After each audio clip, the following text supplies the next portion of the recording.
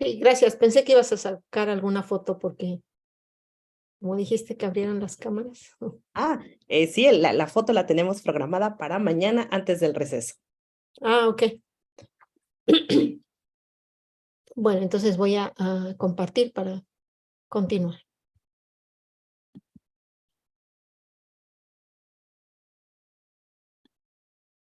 ¿Sí? ¿Alguna duda de esto último que mencioné, que me fui como muy rápido? No sé si alguien quiera preguntar. Doctora, solamente a manera de conclusión, si nos puede volver a enunciar los nombres de las 3 rutas.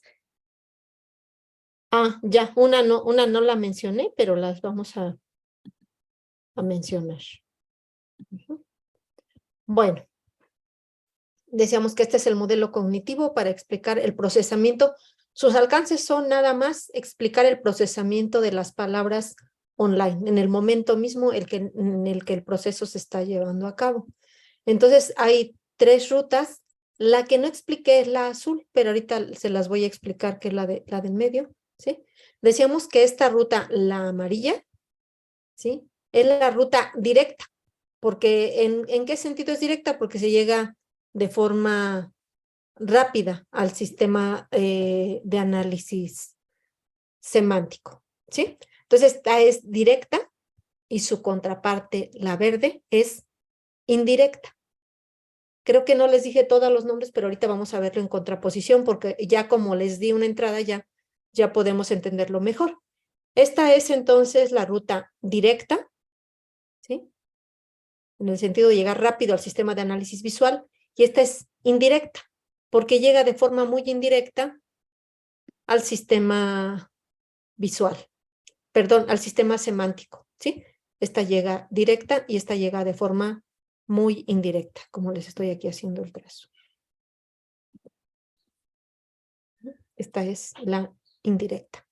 Ahora, esta es léxica, la amarilla es léxica, si le quieren ir ahí abundando en sus apuntes. ¿Por qué? Porque se lee a través de las unidades léxicas. La unidad léxica es la palabra, por eso es ruta léxica. Se lee a través de la unidad léxica. Y entonces, por contraposición, la verde es subléxica, porque se lee a través de unidades menores a la palabra, que podrían ser la sílaba o el grafema, ¿sí? Por eso es la ruta subléxica.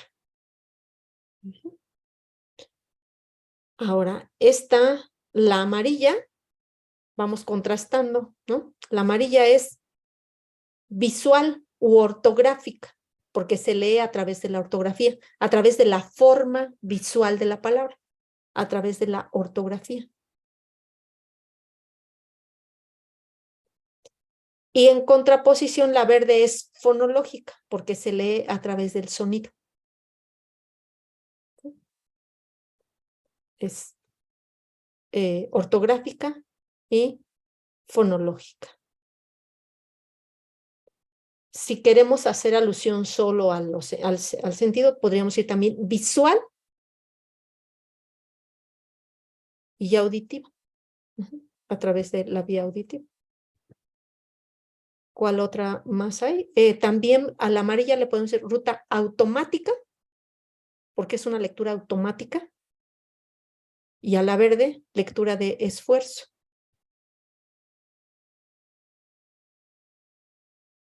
Entonces, si ven, todo lo hicimos por contraste, ¿sí? Contrastando para que se entienda por qué los nombres. Como que si tenemos el de una, podemos por deducción sacar el de la otra, ¿sí? Y ahora, la ruta azul, que no la expliqué, fue intencional, pero qué bueno que preguntaron, porque para el caso que nos ocupa no era tan indispensable, pero sí es importante decir, es también una ruta directa, porque si ven, hace los mismos relevos que la ruta léxica. ¿Cuál es la diferencia? Si ustedes se dan cuenta, no toca el sistema semántico. ¿De qué habla esto? De la familiaridad que se tiene con la palabra, que una palabra se puede leer a través del lexicón visual sin necesariamente llegar al significado. Esto aplica más a algunos trastornos adquiridos, ¿sí? Como, por ejemplo, creo que todos han escuchado, no es el único, pero hay una demencia que se llama demencia semántica, cuyo principal problema es como una degradación del sistema semántico. Y también en la demencia tipo Alzheimer, los pacientes leen y leen bien, es decir, leen las palabras conocidas de forma automática y las leen correctamente. Por ejemplo, si pongo la palabra guitarra, leen correctamente guitarra, ¿sí? Si pongo la palabra, ¿cuál era? México, leen correctamente México. Como las que les puse previamente que son de dificultad ortográfica. Entonces, leen correctamente, es decir, tienen un sentido de familiaridad, porque es evidente que entran al léxico de entrada visual, porque si no leerían las palabras de forma incorrecta, ¿sí? O el Jonathan, que es una palabra que no es de nuestro idioma, ¿no? Nombre propio. Entonces, los leen correctamente, pero no llegan al sistema semántico.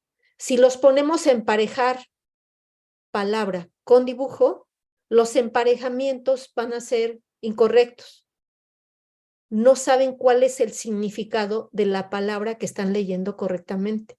Es decir, están leyendo correcto, tienen un sentido de familiaridad, por eso la palabra, entonces podremos decir, está en su léxico visual, las leen bien, pero no saben qué significa, no saben qué están leyendo. Entonces es un sistema de análisis, un sistema de lectura que se llama lectura vacía también. ¿Lectura vacía de qué? Vacía de significado. No tienen el significado, ¿no? Entonces leen rápido, pero lo que leen no les remite a nada. Creo que el ejemplo, hablando de trastornos del neurodesarrollo, el más cercano sería los niños que tienen discapacidad intelectual, que se les puede enseñar a hacer una lectura rápida, una lectura léxica, pero el conocimiento que derivan de ello es muy escaso. Es una lectura vacía de significados, ¿no? Por eso no toca el sistema semántico, ¿no? Es directo, entonces podríamos decir que es directa, que es ortográfica, que es léxica, pero sin significado, o vacía, o lectura vacía. ¿Sí quedaría claro, Griselda? Sí, doctora, muchas gracias. Gisela, ¿verdad? Gisela. Sí, Me Gisela. confundo con... Perdón, Gisela. También tenemos aquí una pregunta de Ana Quino, si la ruta amarilla es la del método global. Así es, así es. Es cuando estás enseñando a través del método global, enseñas primero esto, pero después de todas maneras de esta palabra, digamos, de este método global, se va hacia el análisis, ¿no? Nada más se va por el camino contrario, digamos. Contrario, quiero decir, una va primero por el sistema fonológico para llegar al léxico, y la ruta, digo, el método global parte del léxico para llegar a los componentes de la palabra.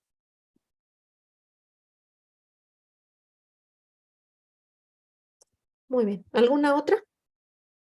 Que no tengo aquí el...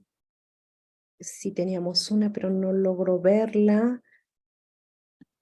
A ver, Alguien más creo que había puesto una pregunta, si abro gusta. el chat, a ver, déjame ver. Es que no lo tenía abierto para ver todo. ¿Qué técnicas? Bueno, eso ya. Lectura fluida, pero sin comprensión lectora. Sí, Sofía. Puede ser una lectura fluida y sobre todo una lectura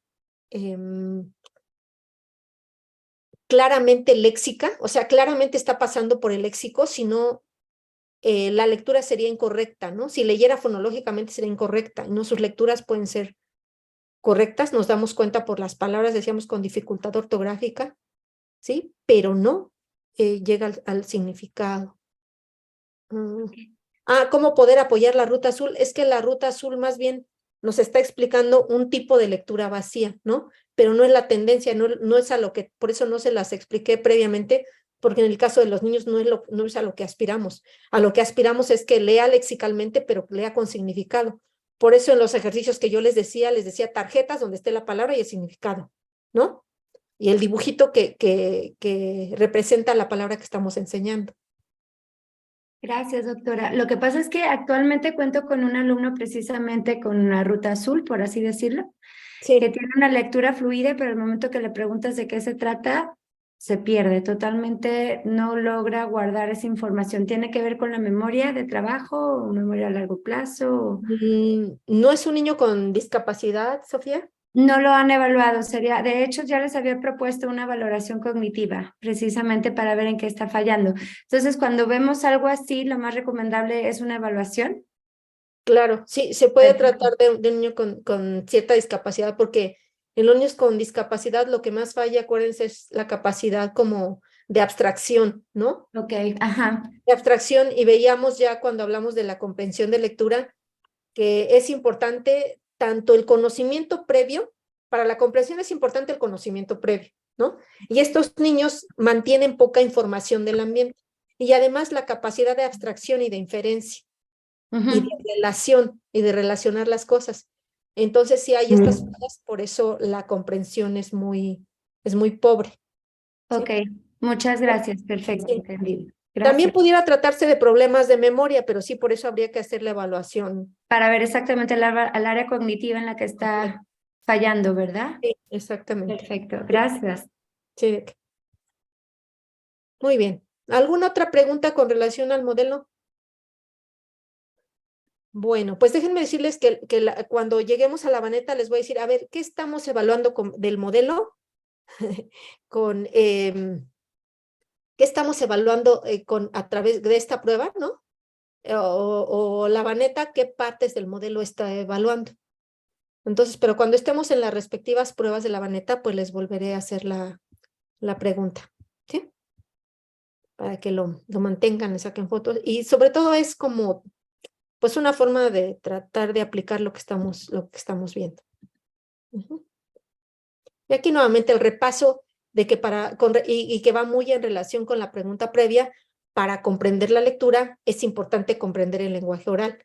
Entonces, esto sí, la comprensión sí se relaciona también con el vocabulario, ¿no? O sea, niños que están en ambientes muy desfavorecidos, que tienen un vocabulario muy reducido, o niños con discapacidad intelectual, que aunque estén bien estimulados, no lo mantienen por problemas de memoria, va a haber una falla en la comprensión de la lectura. O sea, este proceso es importante para la comprensión de la lectura, junto con que sepan decodificar y tengan una lectura léxica. Este no se los iba a pasar porque no sé qué tanto vieron de la neurobiología de la lectura, pero esto es solo un esquema, no es realmente una imagen real, sino es un dibujo, un esquema, pero se los voy a platicar brevemente, por si ya lo vieron. Lo que recientemente se sabe es que los procesos no son tan delimitados, o sea, las áreas que intervienen en el proceso no son tan delimitadas como lo que aquí estamos viendo. Pero esta es una de las primeras aproximaciones de autores que han trabajado toda su vida estudiando la dislexia y la neurobiología de la dislexia, ¿no? Y ellos dicen que habría al menos 3 áreas que son relevantes para la lectura y que además tiene cierto sentido, aunque les decía, no son las únicas áreas que están activas cuando se está leyendo o que son necesarias para la lectura, pero sí ayudan muchísimo porque hay también bastantes hipótesis de esto de los trastornos del neurodesarrollo, en que la anomalía que da origen, digamos, a un cuadro de dislexia es muy temprana, es desde el periodo gestacional, en el que habría anomalías que ni siquiera son, digamos, perceptibles con métodos de imagen, porque son anomalías a nivel celular, ¿sí? Que son tan sutiles que no son perceptibles en métodos de imagen, solo que se hiciera un análisis, digamos, celular del área, pero obviamente esto no es lógico, no tiene una aplicación directa, porque para trabajar con niño con dislexia no hace falta que le abran el cerebro para ver cómo está el tejido en las zonas que pensamos que pueden estar anómalas. Esto es sería una aberración, o sea, no. Pero sí en cerebros, digamos, de adultos que han sido disléxicos y que se estudian, pues algunos autores desde muchos años, unos 40 años, Galaburda sobre todo, encontró anomalías en esta área, ¿no? En estas áreas que tienen que ver con el lenguaje oral a nivel celular, de microestructura. Estas áreas son relevantes y se les ha llamado, incluso por ejemplo se le ha llamado área para la forma visual de la palabra. Y forma visual de la palabra, ¿a qué le suena? Pues al léxico, ¿sí? Para la lectura lexical. Entonces, esta área que es occipito temporal vendría a ser muy relevante. ¿Por qué? Porque es un área que se supone que está, no se supone, sino está en una encrucijada entre lo que sería, para los que están familiarizados con el cerebro está bien, los que no, de todas maneras, de manera intuitiva, les voy a decir, el área temporal, todas estas áreas que circundan a esta cisura están relacionadas con distintos aspectos del lenguaje, ¿no? Se les ha relacionado con distintos aspectos del lenguaje. Entonces, esta zona que es occipito temporal está en una encrucijada entre las áreas visuales, que son el lóbulo occipital, ¿sí? Y las áreas verbales, que son el lóbulo temporal. Entonces es un área occipito temporal, se llama giro fusiforme. Y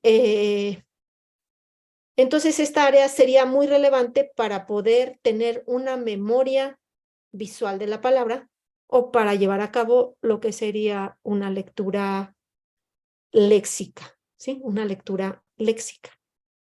Y esta área que también tiene que ver con aspectos del lenguaje, sobre todo con aspectos fonológicos del lenguaje, sería importante para hacer el análisis precisamente fonológico de la palabra o para hacer una lectura fonológica, ¿sí? La de grafema, fonema. Entonces, esta para la lectura fonológica. Esto es muy esquemático, tómenselo con reservas, es una forma también esquemática de decirlo, pero hay mucha más investigación que da cuenta de que es mucho más complejo, ¿no? Que son múltiples áreas, pero sí hay cierto acuerdo en que estas áreas que están relacionadas inicialmente con el lenguaje también serían relevantes para la lectura, ¿no? Y finalmente el área conocida como área de Broca, que es el giro frontal inferior, y que ayuda en la articulación o el análisis de las palabras o en la parte del procesamiento también fonológico de la palabra, ¿no? Entonces, ¿qué anomalías en alguna de estas áreas ocasionaría un problema para la lectura? Pero esto es muy, muy esquemático y solo lo traje en este sentido. Si les interesa un poquito más abundante, pues ya me dirán. Bueno, entonces, ahora vamos a contextualizar el problema del aprendizaje, ¿sí? Dentro de lo que serían los trastornos del neurodesarrollo, ¿sí? Los trastornos del neurodesarrollo son una serie de condiciones, pues, que tienen su origen, como les decía, muy tempranamente, incluso desde la etapa gestacional. Y los trastornos del neurodesarrollo son estos: la discapacidad intelectual, el trastorno de la comunicación, dentro del que se encuentra el trastorno específico del lenguaje, ¿no? Dentro de esta categoría grande, trastornos de la coordinación motora, el trastorno del espectro autista, el TDAH y el trastorno específico del aprendizaje. Y el trastorno específico del aprendizaje, pues a su vez, puede manifestarse en la lectura, en la escritura, en la aritmética. Lectura y escritura casi siempre van de la mano y muchas veces también van los tres, pero a veces sí es mucho más importante el de lectura que el de la aritmética, o mucho más importante el de la aritmética que el de la lectura. Es decir, pueden ir, lo más común es que vayan todos juntos, pero que el grado de alteración sea diferenciado, ¿no? Y los casos más raros y también muy, muy interesantes son cuando uno solo de estos procesos está muy alterado o al menos hay una discrepancia importante entre el desempeño entre uno y otro. Bueno, Estos trastornos del neurodesarrollo hace apenas algunos años, ¿verdad? Eran conocidos como trastornos de origen en la infancia, niñez o adolescencia. Fíjense. O sea, esta categoría no hacía alusión al neurodesarrollo. Solo se les llamaba trastornos de origen en la infancia, haciendo alusión a cuándo tienen sus manifestaciones. Mientras que todos estos trastornos en las nuevas versiones del DSM-5, o sea, el DSM-5 y el DSM-5 texto revisado, en los manuales de la APA, de la clasificación de las enfermedades mentales, que uno es del 2013 y otro del 2022, ¿sí? El 5 y el 5 revisado, entran dentro de esta categoría más general, que son trastornos del neurodesarrollo. ¿Por qué el prefijo neuro?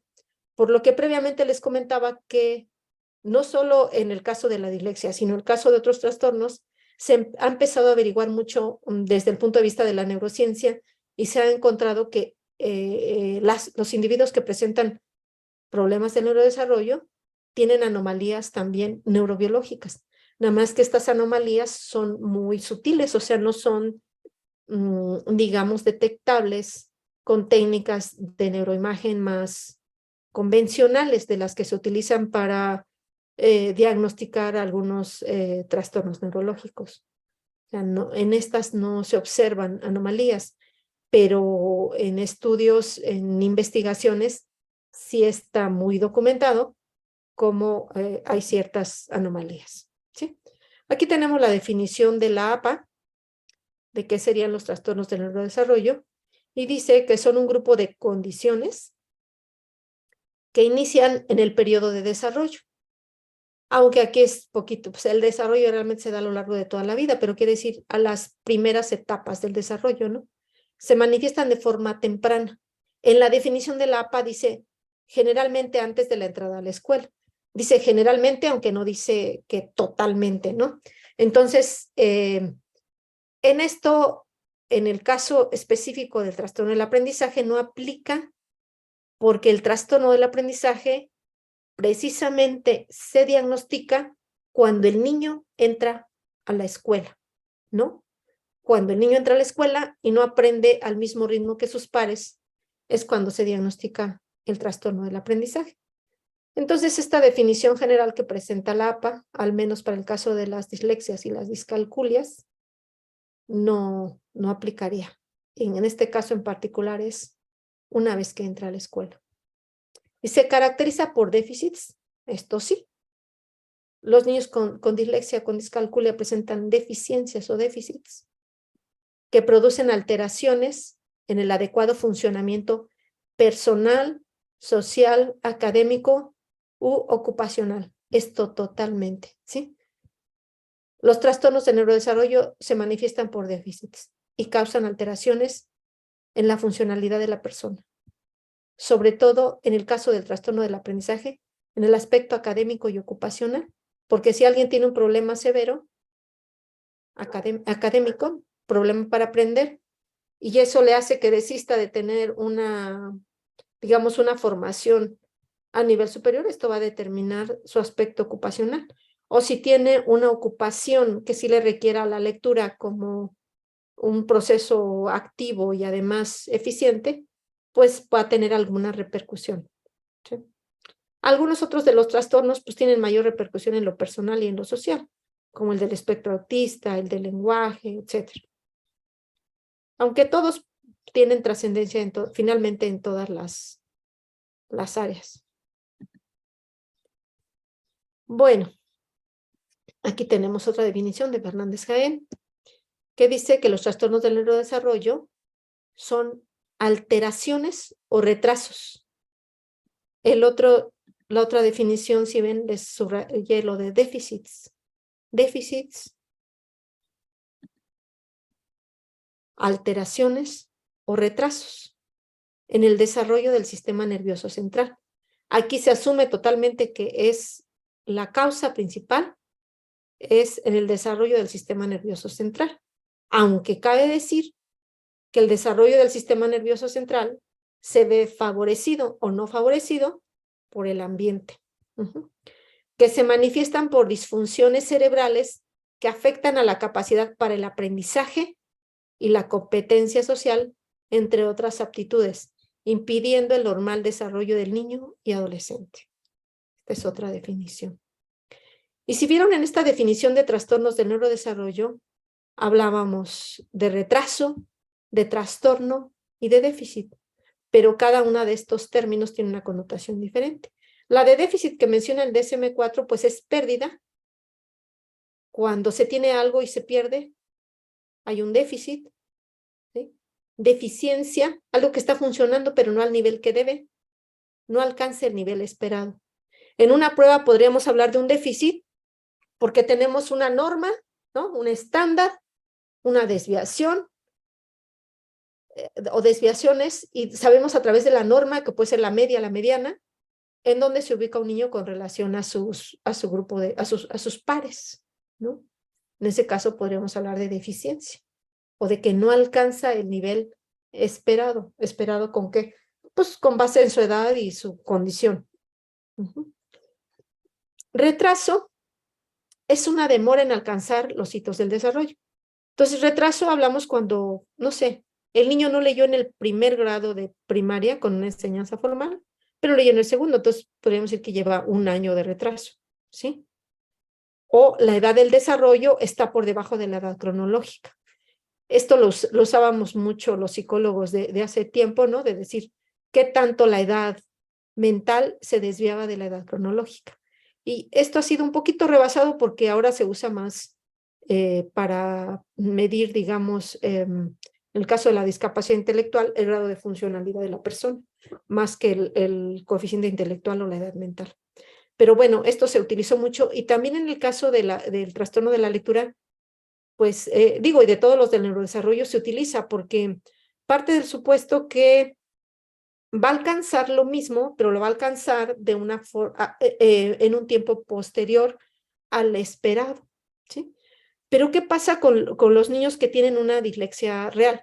Quiero decir una dislexia real porque a veces hacemos el diagnóstico, no se trata de dislexias como tal, que no alcanzan el desarrollo normal, ¿sí? Esperamos, porque si una dislexia se tratara de un retraso, podríamos decir, espérate un año, espérate 2, y de todas maneras va a alcanzar y va a estar igual que el resto, nada más un año por debajo con relación a la habilidad lectora, ¿no? En el caso de la dislexia, porque no es una discapacidad. Pero no, en el caso de la dislexia, yo creo que aplica más el concepto de trastorno, porque es un patrón anormal y persistente que no alcanza la secuencia normal de desarrollo. Aunque la intervención puede hacer mucho por los niños con estas deficiencias, siempre en algún ámbito o en alguna situación en que la demanda supere las posibilidades, pues quizá se ponga de manifiesto, ¿no? Entonces es cuando nos vamos a dar cuenta que no se ha alcanzado, digamos, la secuencia normal. Pero esto lo utilizamos nosotros de manera permanente, psicólogos, pedagogos, psicopedagogos, lo utilizamos de forma habitual, ¿no? Estos tres conceptos. Algo más que cabe decir es que el trastorno del aprendizaje, como uno de los trastornos del neurodesarrollo, le caracteriza una frecuente comorbilidad. ¿Qué quiere decir comorbilidad? Que, por ejemplo, tienen todos los síntomas del TDAH y todos los síntomas del trastorno del aprendizaje. ¿Sí? A veces no es el cuadro completo, pero son algunos síntomas. O sea, no llega a caracterizarse, digamos, como una categoría, como que tiene esto más esto, pero sí, algunos síntomas del TDAH. Y no es el único, sino, por ejemplo, del trastorno del lenguaje, que entraría en esta categoría. Muchas veces el trastorno del lenguaje precede un trastorno del aprendizaje. Lo siento, no puedo ayudarte con eso. Ay, perdona, aquí entendió que estaba preguntando algo.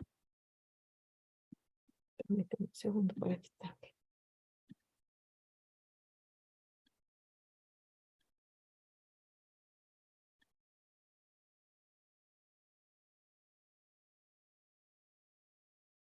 Bueno, entonces decíamos que el trastorno del aprendizaje muy frecuentemente tiene comorbilidad con otros trastornos del neurodesarrollo.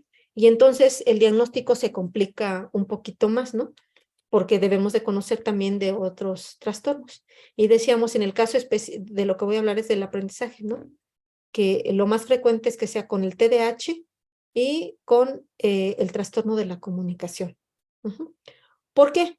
Porque si se trata de una discapacidad intelectual, entonces ya no aplica el concepto de trastorno del aprendizaje. Se trata más bien de un problema de aprendizaje o de una dificultad para el aprendizaje, consecuencia de una discapacidad intelectual.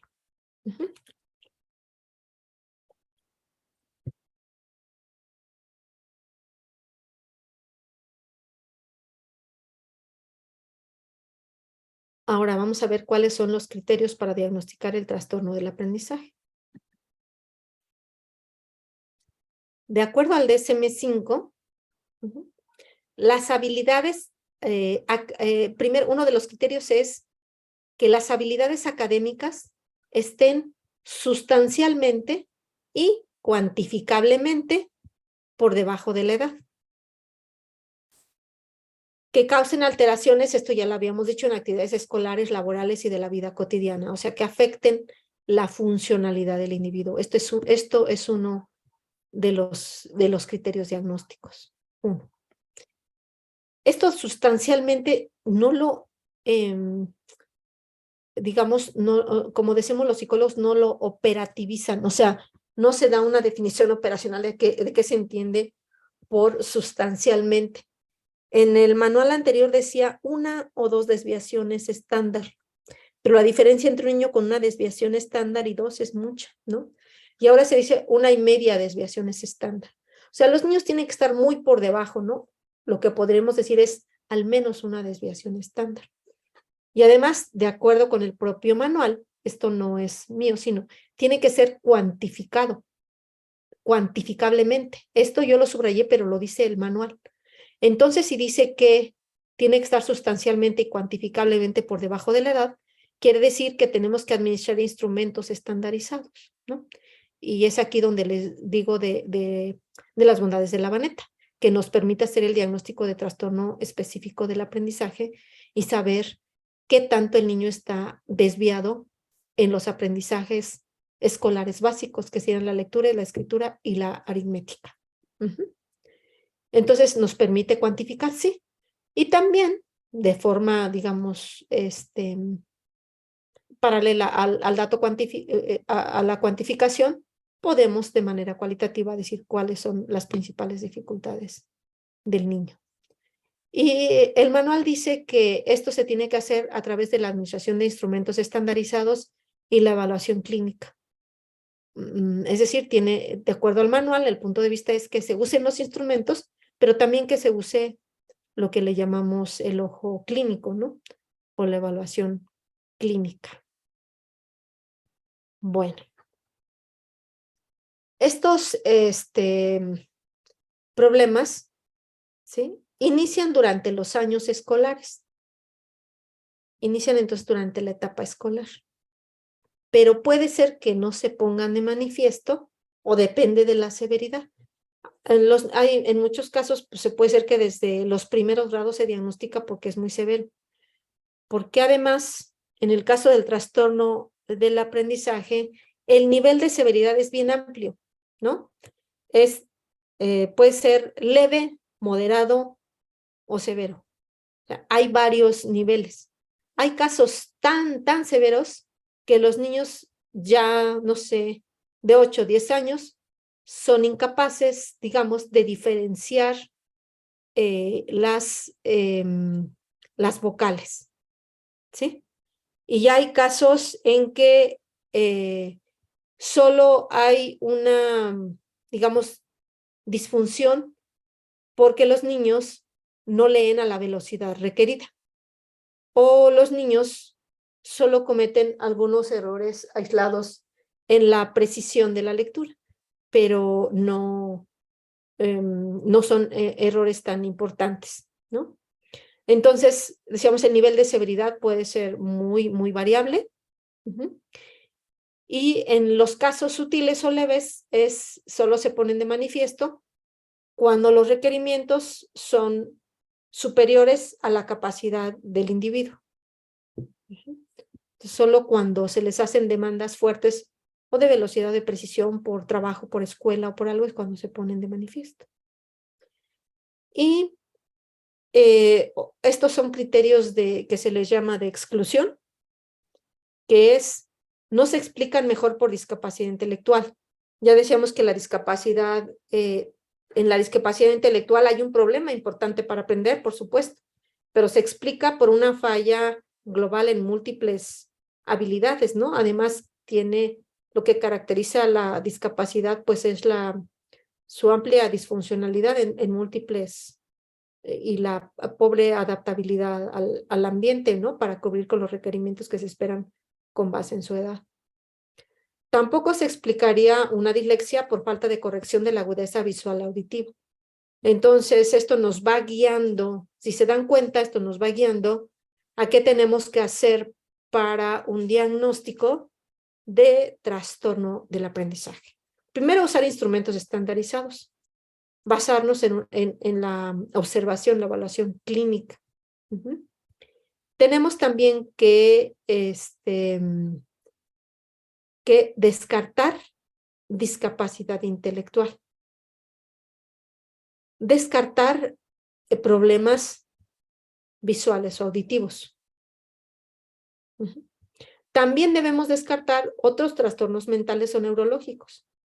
También otros trastornos mentales o neurológicos pueden traer como consecuencia un problema de aprendizaje, pero aquí hay una explicación clara, ¿no?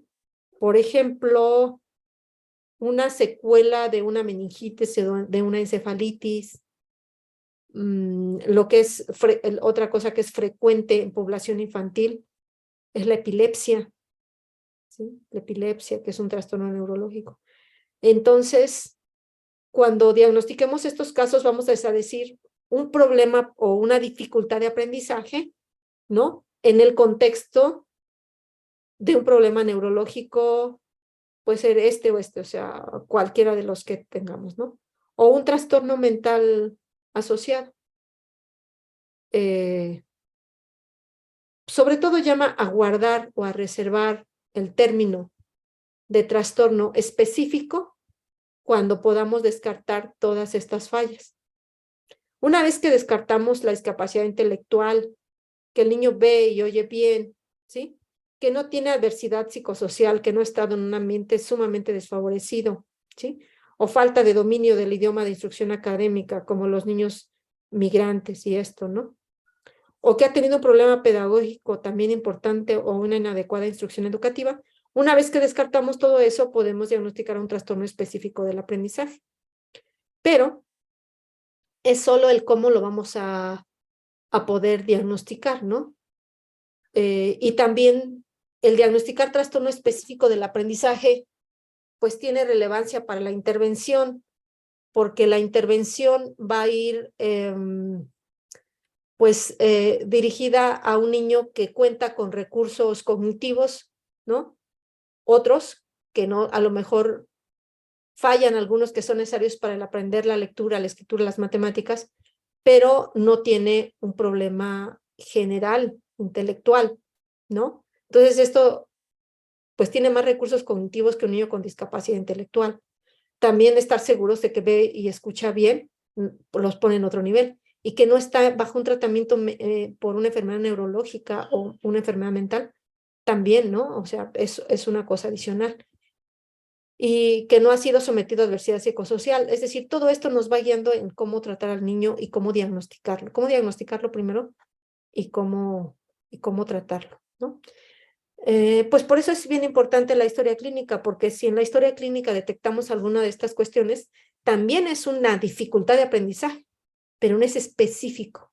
O sea, el apellido específico se reservaría para estos casos, ¿sí? Les decía, falta de dominio del idioma de instrucción o un problema pedagógico. Hay que descartar todo esto. Y esta última parte a través de la historia clínica y la entrevista.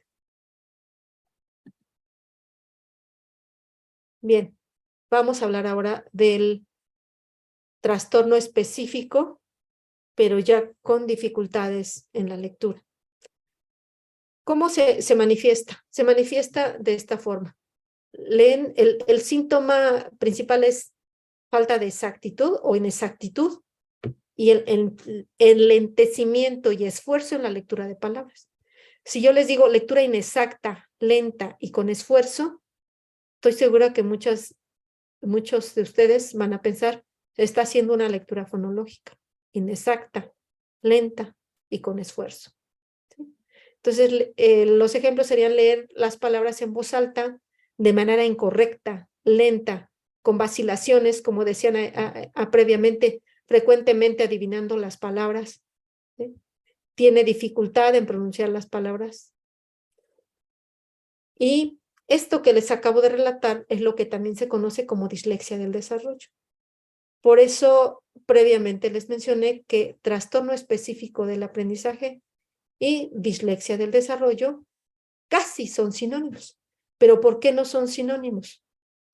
Porque el trastorno específico del aprendizaje abarca problemas con la exactitud, con la velocidad, pero también con la comprensión, ¿sí? O sea, esto sería en la decodificación y estas serían las fallas en la comprensión. Entonces, el trastorno específico del aprendizaje puede presentar problemas de exactitud, de velocidad o de comprensión. Exactitud, velocidad y comprensión, ¿sí? Los niños que tienen problemas para comprender el significado pueden leer el texto con exactitud, incluso con buena velocidad, pero no comprenden nuevamente la secuencia, las relaciones, los significados, las inferencias o el significado profundo. Estos serían problemas en comprensión. Nuevamente resumiendo, puede haber problemas en un nivel que sería la exactitud y la velocidad. Y otro nivel, otra área importante sería la comprensión. Los problemas que son solo de exactitud, bueno, solo entre comillas, ¿verdad? De exactitud o de lentitud en la lectura, son conocidos como dislexia del desarrollo, ¿sí? Esto en contraposición con las adquiridas, porque también hay dislexia adquirida. Entonces, otro nombre con el que se le conoce es dislexia evolutiva, ¿sí? Dislexia evolutiva. Es otra condición. Bien.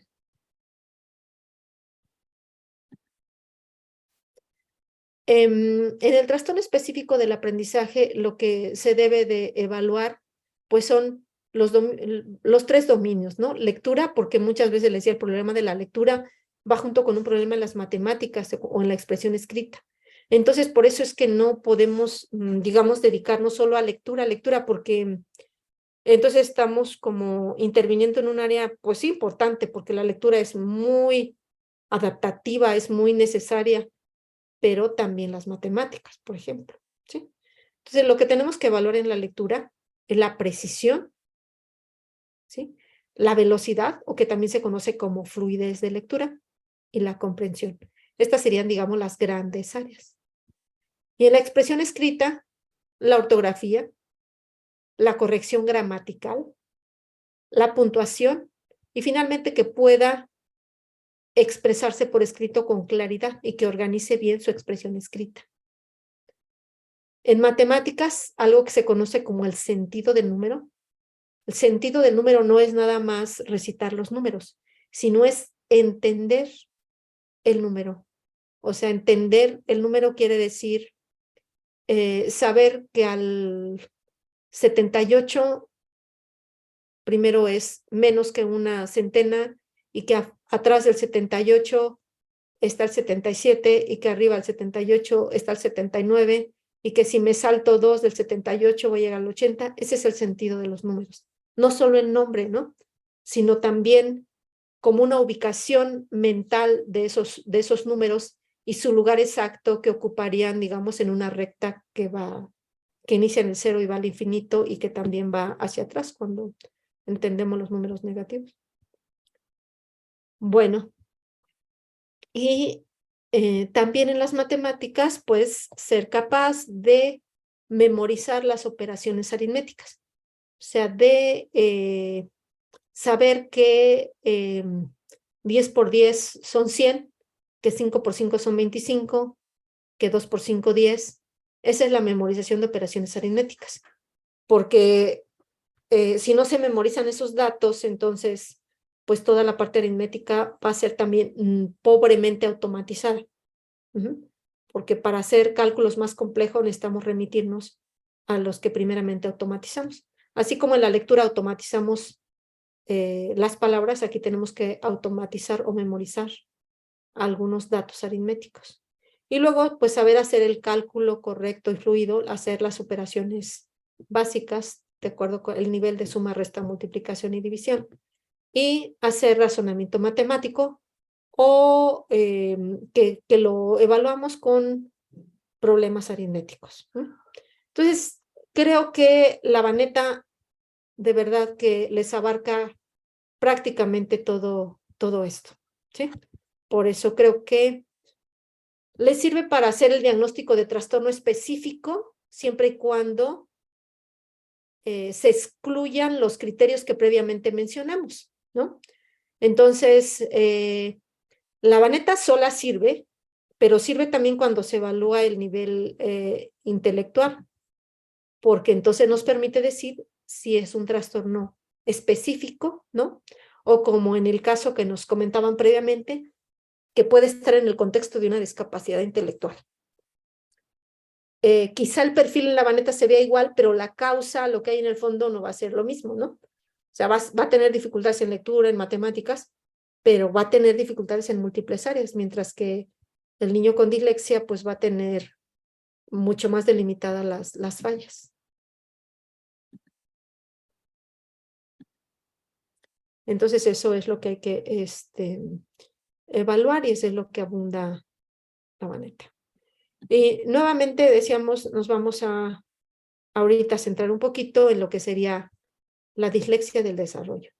Es decir, los problemas para leer con exactitud y con fluidez, ¿sí? O no, o lo contrario, la inexactitud y el enlentecimiento en la lectura, que serían la dislexia. Entonces vamos a hablar específicamente de la dislexia. Y el consenso en la mayoría de las investigaciones o investigadores es que en la mayoría de los casos los problemas de lectura se derivan de dificultades en el proceso de reconocimiento de las palabras. Y previamente ya hablábamos que el reconocimiento de las palabras puede ser a través de la ruta fonológica o la ruta léxica, o la directa y la indirecta. Estas son las dos posibilidades de reconocer las palabras. La Vanetta pues nos permite evaluar también estas rutas, ¿sí?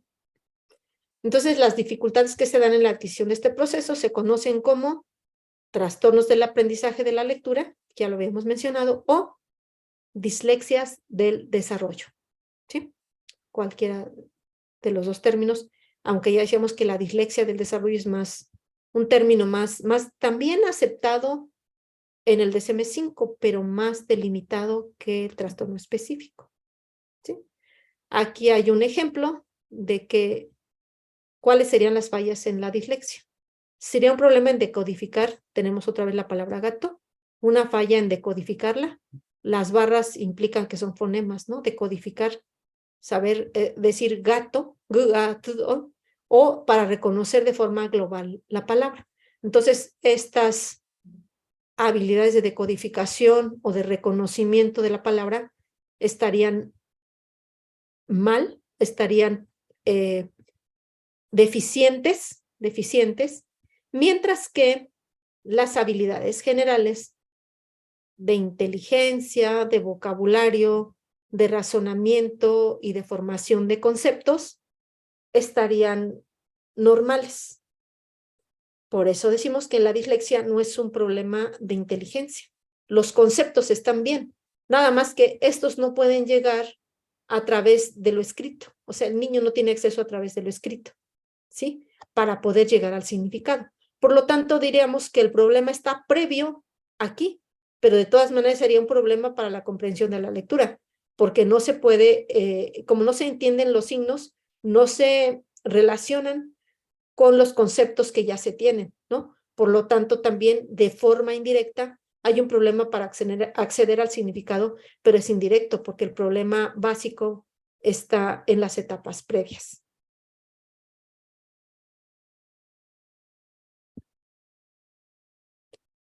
Aquí, me gusta porque a manera de ilustración se deja en claro que la dislexia pues no tiene su origen en un problema, digamos, ambiental, ¿no? Sino que aún en las mejores condiciones puede haber un problema de dislexia.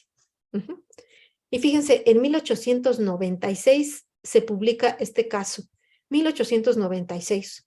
O sea, son 140 años, más de 140 años en que ya algunos hechos históricos, y no es el único caso, sino hay más en la literatura, en que ya se reportaba, se hacían reportes de estos casos, ¿no? Y dice que se trataba de un niño de 14 años de edad, que era inteligente, más que inteligente, como hay una acotación, brillante, ¿sí? O sea, no solo era inteligente, sino era brillante, ¿sí? Era de familia educada. Imagínense, para este siglo ser de familia educada quiere decir de familia de recursos, ¿no? Que había estado bajo instrucción escolar personalizada, porque los niños estudiaban con tutores así personalizados durante 7 años. Durante 7 años con una instrucción así muy particular. Y sin embargo, mostraba severas dificultades para aprender a leer y escribir. Es el caso de Piercy. Y Morgan le denomina a esta condición ceguera congénita para las palabras. ¿Qué quiere decir Morgan? Que veía las palabras, estaban ahí las palabras, pero no las veía, ¿sí? Realmente no lo equipara con algo que se había encontrado ya en adultos, que sería como algo que actualmente se conoce como agnosia para las palabras. Entonces, la agnosia para las palabras, igual que hay agnosia para los objetos, que decir, no los reconoce, los ve, pero no los reconoce, ¿sí? Y hay niños que ven las palabras, pero no las reconocen, ¿sí? Hay niños que, por ejemplo, los papás están contentos porque tienen bonita letra, porque son capaces de copiar, pero hay niños que son capaces de copiar literalmente y no saben lo que están copiando. Dentro de los casos severos que hemos tenido, es un niño, por ejemplo, ya de secundaria, o sea, igual de 14 años como Piercy, que no leía, ¿sí? Copiaba, claro, seguía en su educación secundaria porque no hay muchas opciones, ¿no? Pero no leía, o sea, veía las palabras y copiaba bien. O sea, le dejaban y entregaba incluso los trabajos copiando, pero no podía ni escribir ni leer palabras. Entonces, sí parece una ceguera para las palabras, por eso en esta época, o sea, hace más de un siglo se le puso ese nombre de ceguera para las palabras. Y aquí hay otros casos que están reportados, o sea, un poco después del caso de Piercy, pero lo que nos da idea es de que, pues desde hace mucho tiempo, estos casos son identificados y pues todavía nos suenan muy semejantes a lo que, muy semejantes, ¿no? A lo que nosotros observamos en nuestra práctica clínica. Y pues desde este punto de vista, la dislexia, desde esta aproximación, digamos, del manual diagnóstico y estadístico es conocido como una aproximación categórica. ¿Por qué categórica? Porque intenta como clasificar los trastornos del desarrollo y específicamente la dislexia como una categoría general, ¿no? Que cumple todos los criterios y entonces entra en una categoría general. Se llama aproximación categórica. Y desde esta aproximación categórica, entonces, habría un imbalance, ¿no? Un imbalance entre lo que sería la precisión y la velocidad de lectura con relación a la inteligencia. Obviamente la inteligencia muy por arriba de lo que sería la precisión y la velocidad de la lectura. Este es clásicamente como se considera lo que es una dislexia del desarrollo, un problema en la precisión y en la velocidad que no guardan relación directa con la inteligencia, porque son niños muy hábiles en otros aspectos, si no se trata de leer. Y ya hay quien, esto quizá lo vean los que estén más interesados o que les interese no solo clínicamente, sino como desde el punto de vista de investigación y también desde el punto de vista clínico. Hay nuevas aproximaciones que se conocen como aproximaciones que dicen que el modelo categórico tiene sus limitaciones, ¿no? Y esto está surgiendo pues de países desarrollados, ¿no? En que dicen que de repente, no sé si les pasa, seguramente sí, cumplir con todos los criterios diagnósticos de un trastorno a veces no es tan claro. O sea, a veces tenemos casos en que como que encajan en una cosa, encajan en otra, pero no los cumple cabalmente y entonces uno no sabe y está como a la mitad. Sobre todo los casos en que los problemas no son tan severos, porque los casos bien severos, yo les decía, les digo en algunos cursos que hasta los trabajadores manuales de la escuela, o sea, los que son de apoyo, los que no son docentes, todo, hasta ellos los diagnostican, ¿no? O sea, por ejemplo, en el TDAH, es claro, ¿no? Los directivos, todos dicen, este niño tiene TDAH. Pero esos son los casos severos, los que nos tocan a los psicólogos son los casos, pues, que no necesariamente todos van a tener estos niveles de severidad como que digamos a simple ojo los podríamos identificar, ¿no? Bueno, entonces, lo que dicen es que este modelo categórico tiene limitaciones, porque muchos niños quedarían fuera por no cumplir todos los criterios diagnósticos, ¿sí? No cumplir con todos los, digamos, las excluyentes que previamente les comenté en el trastorno del aprendizaje, ¿no? O tener, por ejemplo, solo un problema en velocidad de lectura, no sé, no cumple con todo el criterio, pero sí tiene problemas. Y lo que dicen en países desarrollados es que esto hace que los gobiernos no inviertan en estos niños y se les deja fuera de cualquier educación especial porque no entran en la categoría completa, ¿sí? Esto ahorra recursos a los gobiernos, pero no es benéfico para los niños. Entonces, es una de las cuestiones que dicen los que apoyan un modelo que se llama dimensional. Proponen como alternativa entonces a este modelo categórico un modelo dimensional. Y bueno, ya que vayan conociendo la Vanetta, verían que aplicaría tanto para hacer un diagnóstico desde el punto de vista categórico como dimensional, porque este sería un poquito más, digamos, descriptivo, y mucho es de si lo tiene o no lo tiene, ¿no? Y esto es como en qué grado tiene la deficiencia en cada una de las áreas evaluadas. Y este es un esquema que les hice y que ayuda a entender este modelo categórico. Y lo que dice, tenemos el nivel intelectual y el de habilidad de lectores. Y el nivel intelectual puede ser desde deficiente hasta excelente. Y las habilidades lectoras pueden ser deficientes o excelentes.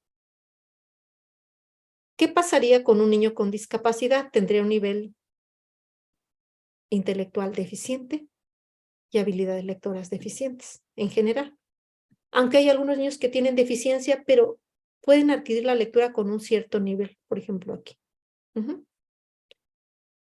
Hay otros niños que tienen un medio de todo, o sea, un nivel intelectual promedio y un nivel de lectura promedio. Pero también hay niños que pueden tener un nivel intelectual excelente, ¿sí? Pero que son deficientes en lectura. Aquí aplicaría el concepto de dislexia categórico. Excelente nivel intelectual, deficiente lectura. Pero también puede tener un nivel intelectual excelente con capacidades promedio de lectura o un nivel excelente intelectual con excelentes habilidades de lectura. Es decir, lo que dice esta aproximación dimensional es que, de acuerdo con esto, pues las habilidades están repartidas de forma muy diferencial. Y entonces los niveles intermedios, ¿sí? En una o en otra, no aplican para un concepto categórico. Y entonces, es mejor en cada una, al menos de estas dos grandes áreas, decir en qué nivel estarían los niños, ¿no? Con relación a lo intelectual y en qué nivel estarían con relación a las habilidades lectoras, sin que necesariamente nos tuviera que encuadrar con una categoría diagnóstica como el trastorno específico del aprendizaje. Creo que esto es interesante porque los que vemos a los niños sabemos que esto es cierto. No hay dos niños iguales, ¿no? No hay dos niños iguales, o sea, es muy variable su desempeño intelectual y es muy variable el desempeño en lectura. Porque de otra forma, les digo, nos estaríamos quedando con niños que van de lo intelectual promedio a excelente, ¿sí? Pero que están como a la mitad, digamos, de lo normal, hacia abajo, quitando una desviación, hacia acá. O sea, nos quedaríamos con estos, con este pedacito de del esquema, ¿sí? Mientras que realmente todos los niños entrarían dentro de esto. Espero no haberles confundido. Hasta aquí, hasta este punto, ¿alguna pregunta? Doctora, sí tenemos varios comentarios y dudas en el chat. A ver. Es que como abro la pantalla completa para Sí, ver mejor. claro, doctora, no se preocupe, para eso estamos aquí. Sí. Muy bien, bueno, más o menos en este tiempo teníamos de Idalia María Chávez. Si el niño no comprende lo que lee, ¿afecta su razonamiento matemático? Cuando estaba explicando el esquema de las dificultades de aprendizaje, más o menos creo que en ese momento escribió esta primera pregunta. Sí, pues sí, sí, Dalia, porque si no comprende lo que lee, entonces no puede comprender, digamos, completo un planteamiento de un problema, ¿no? Por lo tanto, de forma secundaria no puede hacer el razonamiento completo. Y el problema para comprender un problema aritmético, pues tiene que ver tanto con la comprensión de la lectura como con la memoria, ¿no? Si solo es un problema de lectura, entonces podemos hacer el planteamiento de forma oral y por partes, porque es mucho más pesado mantener todo el planteamiento en forma oral que mantenerlo en escrito, porque en escrito nos podemos regresar a la instrucción, ¿no? A releer. O sea, muchas veces incluso nosotros, si es un problema complejo, pues lo releemos para tratar de entenderlo mejor. Pero si no tenemos la lectura, pues entonces solo tenemos la parte oral. Entonces lo que podemos hacer es repetir, primero, lo que se aconseja si no es un problema básico de comprensión, sino de memoria, decirlo por partes, hacer el planteamiento por partes y repetirlo para descartar el problema de comprensión y de la memoria y dejar solo como posibilidad el problema de razonamiento. Porque en un problema aritmético, como es muy complejo, ¿no? Puede haber múltiples fallas, decíamos, en la comprensión, en la memoria, en el razonamiento, o el razonamiento está bien, pero falla la atención al hacer los cálculos, ¿no? A veces puede hacer a lo mejor las operaciones correctas que dan solución al problema, pero fallar, tener mecanismos de atención que hacen que se equivoque en las cifras finales. Entonces, por eso, en estos casos, pues conviene tanto hacer, digamos, la apreciación cuantitativa como cualitativa de cuál fue el desempeño. Sí. Ok, siguiente, de Ana Aquino. Yo me he topado con niños que leen velozmente pero sin claridad. Leen rápido pero con un sinfín de errores. ¿Cómo se categoriza esa lectura? Pues de manera genérica, con lo que yo les he estado diciendo, sería una lectura inexacta, ¿sí? Y en estos casos de lectura inexacta, hay que hacerlos más conscientes de algo que se llama conciencia léxica, ¿no? Por ejemplo, de que las palabras tienen una división de una con otra, ¿no? Que son palabras independientes. Por ejemplo, los niños se pierden en los artículos o se saltan los artículos, se saltan las consonantes finales de las palabras, etcétera. Nos regresamos un poquito con la conciencia fonológica, que sería la conciencia de los fonemas o los sonidos de la palabra, y la conciencia léxica, que es la conciencia de que ahí sería que la oración está compuesta de palabras individuales, ¿no? Trabajar un poco con eso, pero ya junto con las habilidades de lectura. Aquí la conciencia fonológica se trataría como muy, muy diferente porque ya adquirió la lectura, ¿no? Nada más es inconsistente y hay que trabajar con esas inconsistencias y con esos errores. Sobre todo si uno percibe que de forma sistemática se manifiestan ciertos errores, hay que trabajar con esos errores. ¿A qué me refiero a consistencia? Que siempre se saltan los artículos o que omite los plurales, ¿sí? O que conjuga mal los verbos, o que adivina las palabras, y entonces hay que centrarse ya en ese tipo de errores. Ok. Por último, en el caso de Percy, ¿cómo se determinó que no era discapacidad intelectual? Ah, no, lo que pasa, acuérdense que es de hace 140 años, ¿no? Y lo traje a manera de ejemplo. Pero no sé si vieron en la descripción del que dice, a lo mejor se las pongo.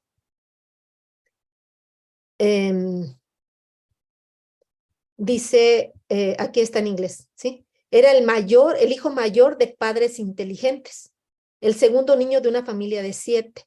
Había siempre sido un niño brillante e inteligente, rápido para los juegos y no en ninguna otra forma inferior a otros de su edad. Aunque esto es apreciativo, o sea, pues obviamente no existía ni el Tony 2, digo, Tony 2, 3, o Raven, o Whis, o Wechsler, pero es que la inteligencia se denota en el desempeño, en la adaptabilidad al ambiente, ¿no? Y simplemente en la descripción que él hace.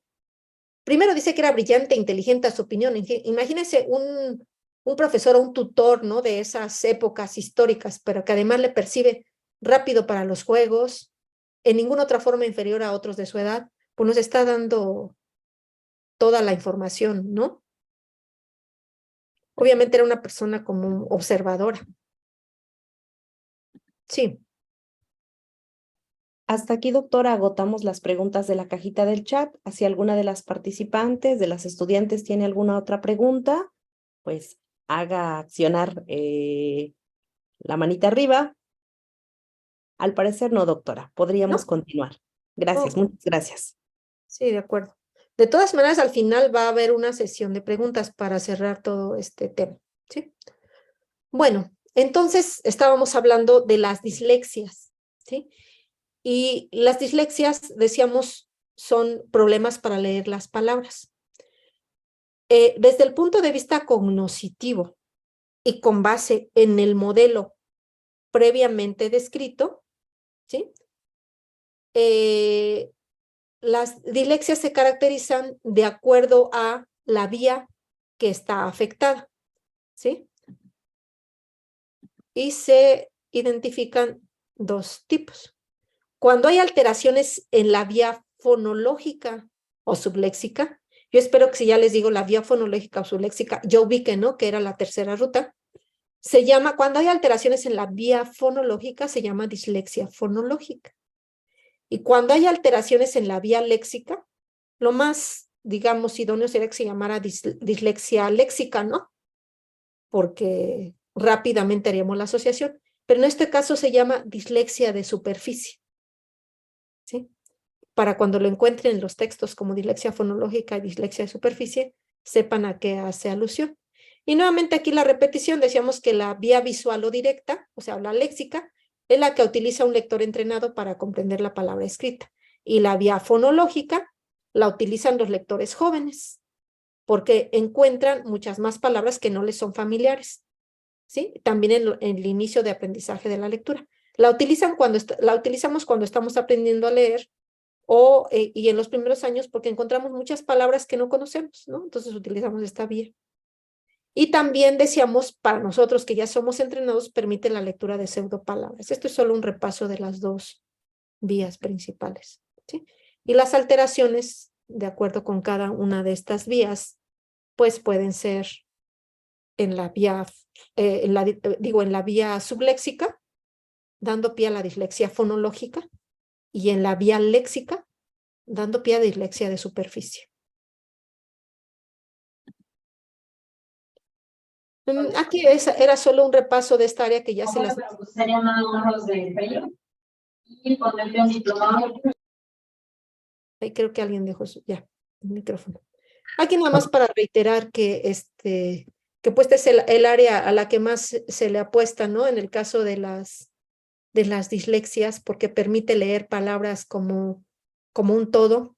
Y si la palabra no se lee como un todo, pues aun cuando se tengan las otras rutas o las otras áreas habilitadas, pues el problema va a ser para en la velocidad, ¿no? Si solo se lee como fonológicamente, va a haber un problema de velocidad de lectura. Y esta área, pues, es la que permitirá la lectura léxica, veloz y correcta. Ok, doctora, antes Sí. de pasar al siguiente segmento, tenemos una pregunta de nuestro director, el maestro Alfonso Sánchez de Aro. Buenas noches, Alfonso. Ah, sí. Hola, Alfonso, buenas noches. Doctora, buenas noches. Buenas. Solo quería comentarle respecto a una idea que también leí sobre si es vigente o es correcta esta categorización que se hace o esa descripción de la dislexia de superficie puede ser una dislexia no tratada fonológica, o sea, una dislexia fonológica no tratada se puede convertir en una dislexia de superficie o tienen que ser diferentes. No que una dislexia, dices, un problema léxico pueda ser consecuencia de un problema fonológico. No tratado a tiempo, o sea, un niño que de pronto no desarrolla bien la ruta fonológica, cuando pasa el tiempo, pasa primer grado, segundo grado, tercer grado, y de alguna forma tira la toalla el niño y de pronto empiezan a manifestarse sus dificultades fonológicas ya de manera léxica porque ya no respeta las correspondencias grafema-fonema e intenta hacer una lectura como si fuera por la ruta fonológica, pero de forma improductiva. Sí. Mira, yo creo que más bien podríamos decir que las dos están, que en el proceso de la lectura las dos están relacionadas, ¿no? Y que tenemos que habilitar las dos rutas para tener una lectura eficiente, ¿no? Porque si alguna de las dos rutas queda como insuficientemente consolidada, entonces es cuando vamos a tener, pues, la cantidad de errores que aquí ustedes mismos han relatado, ¿no? En el caso de que no quede finalmente bien habilitada la ruta fonológica, lo que se va a tener es muchas vacilaciones e imprecisiones, ¿no? Y en el caso de que no quede bien habilitada la ruta léxica, entonces lo que se va a hacer es siempre acudir a la ruta fonológica, pero como no todas las palabras se adaptan a una decodificación grafema-fonema, entonces también vamos a encontrar imprecisiones. Pero creo que la diferencia para poder saber por qué ruta está leyendo va a hacer mucho la velocidad de la lectura, ¿no? Entonces, yo más bien lo que dije previamente es que en el español lo mejor es que se inicie por una vía fonológica, porque si la vía fonológica no queda bien consolidada, eso va a hacer que los niños no puedan en cierto momento decodificar bien nuevas palabras o no tener como esa flexibilidad que da a estar haciendo los intercambios entre una y otra, ¿no? Y además, como que permite el entendimiento del propio lenguaje. Y algo que no les dije es que lo que se sabe es que la conciencia fonológica es necesaria sobre todo para habilitar la ruta fonológica, ¿no? Pero una vez que se habilita la ruta de lectura fonológica, la lectura fonológica refuerza la conciencia fonológica. Parece trabalenguas, pero no es. Ahorita me voy otra vez por partes. Espero no hacer bolas, Alfonso, pero No, al contrario, gracias. Cierta conciencia fonológica es necesaria para empezar a leer, ¿sí? Pero una vez que se empieza a leer, la propia lectura refuerza la conciencia fonológica. Es decir, entre la conciencia fonológica y la lectura hay un proceso de ida y vuelta. Una va reforzando la otra, ¿sí?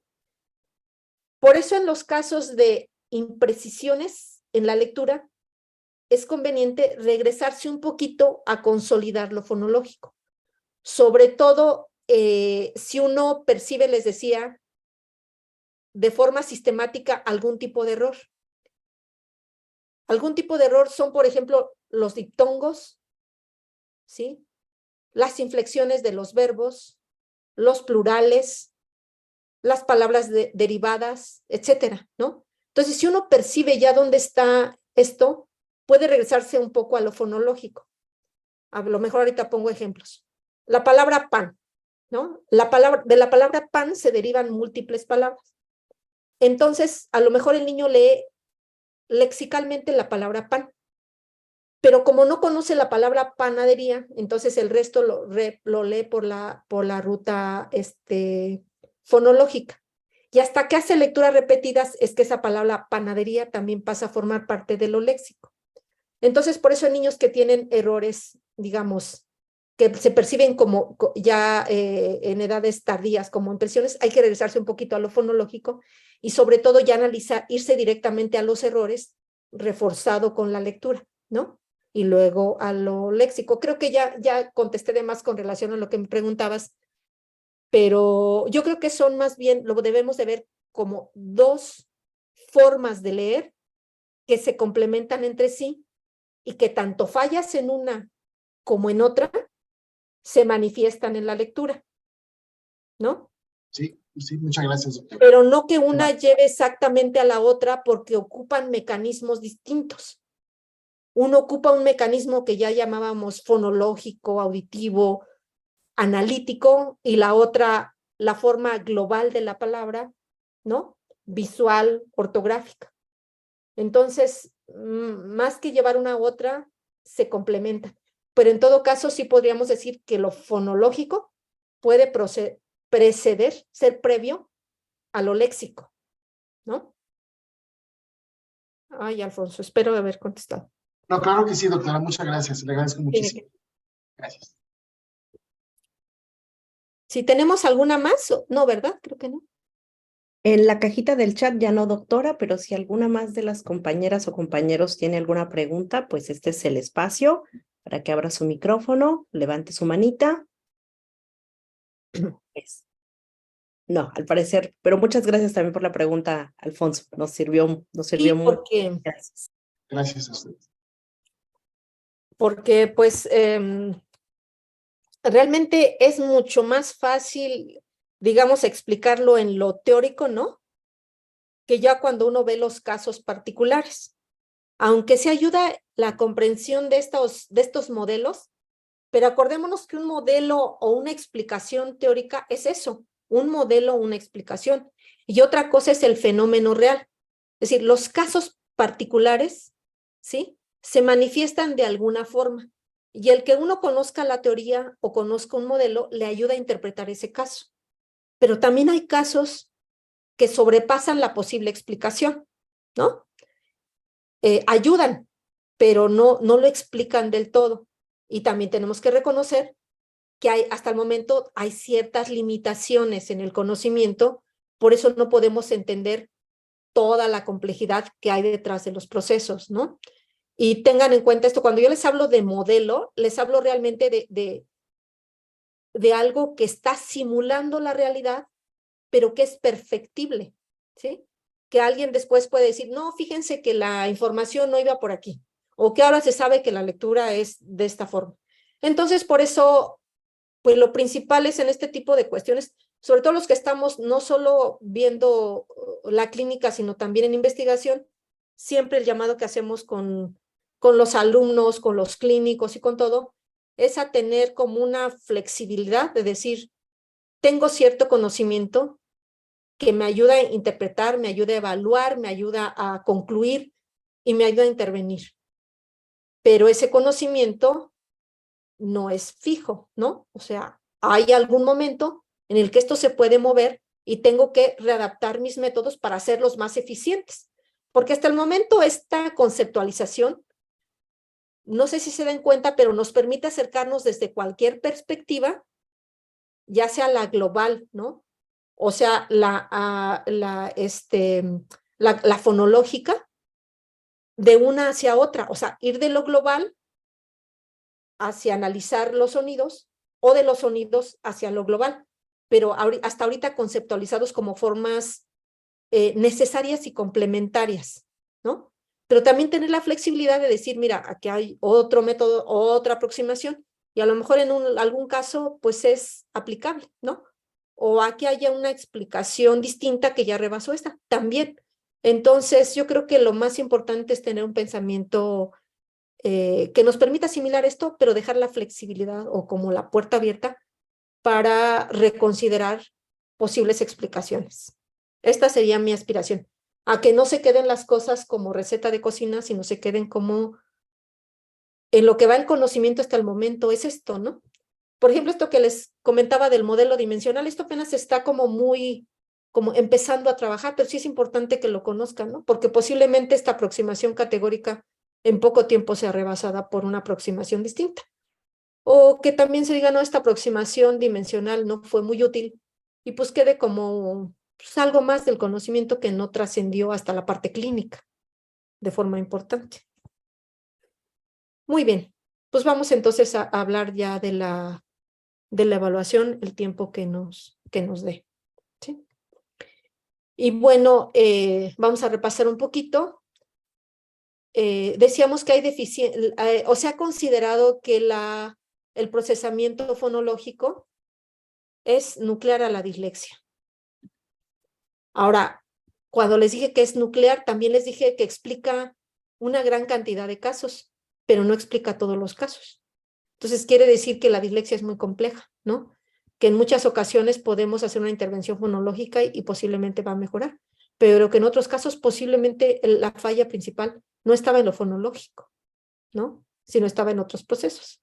El mejor candidato sería un problema en el procesamiento perceptivo visual. Uh-huh. Bueno, y el procesamiento fonológico, de lo que más les hablé es de la conciencia fonológica, pero el procesamiento fonológico también es la memoria fonológica y la velocidad para acceder al léxico, ¿sí? Al menos conceptualizado por estos autores, por algunos ya un poquito, digamos, atrás, viejos, pero todavía vigentes, y otros un poco más actuales. Entonces, ¿de qué se trata la memoria fonológica? De codificar y almacenar material fonológico en la memoria a corto plazo. Por eso les decía que se evalúa con tareas de memoria de corto plazo. Estas las evalúa la Vanetta. La conciencia fonológica, o sea, ser consciente de que el lenguaje oral está compuesto por sonidos individuales, también lo evalúa la Vanetta. Y la velocidad de acceso al léxico, que es la habilidad para tener acceso fácil y rápido al léxico, o sea, a palabras, también los evalúa la Vanetta. ¿Sí? Hay otros, el déficit fonológico les dije que es bien relevante, ¿no? Porque niños con problemas fonológicos van a tener problemas de lectura. Los niños con dislexia tienen problemas fonológicos. Y si trabajamos lo fonológico, vamos a favorecer la lectura. Pero no puede explicar todo el cuadro de dislexia ni todos los cuadros. Existen otros procesos cognitivos implicados y esto es lo complejo del asunto, ¿sí? Hay algunas deficiencias que se consideran de dominio general. ¿Por qué de dominio general? Se les llama de dominio general porque no solo afecta la dislexia, la lectura, afecta otros procesos, ¿no? Puede afectar la comprensión en general, puede afectar la aritmética, ¿sí?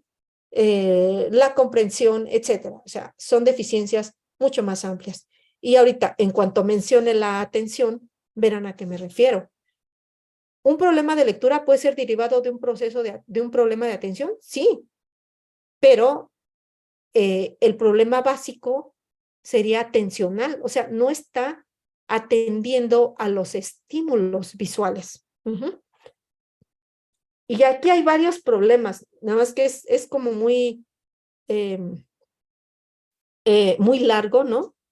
El explicarlos, pero al menos les voy a mencionar algunos. ¿Cuáles son algunas fallas atencionales? Hay algo que se llama capacidad atencional, que es de cuántos elementos soy capaz de mantener en mente en un momento dado, ¿sí? Y ya hay quien tiene, se le llama un span o una amplitud de esa capacidad atencional muy reducida, ¿sí? Esto lo evaluamos, por ejemplo, con los dígitos de la Wechsler, ¿no? La capacidad atencional, o también se identifica como memoria de corto término. Son constructos que están muy interrelacionados. Entonces, una sería que haya una pobre capacidad. Entonces, imagínense un niño que tiene una pobre capacidad de atención. Entonces, si está leyendo fonológicamente y la palabra tiene 6 sonidos, ¿cuántos sonidos va a ser capaz de mantener en su memoria de corto término? Van a ser pocos sonidos, ¿no? O sea, no todos los que componen la palabra. Si ya decodifica completo, ¿cuántas palabras va a ser capaz de mantener en su span atencional? Ese es uno, la atención. Es la capacidad para mantener en un momento dado una cierta cantidad de estímulos. Y lo otro es si la atención se puede mantener, ¿sí? Creo que aquí lo tengo. Bueno, ahorita lo repasamos con esta diapo. Si la atención se puede mantener a través del tiempo, porque para la lectura, para la aritmética, para todas estas habilidades académicas básicas, necesitamos tener como una amplitud de memoria, de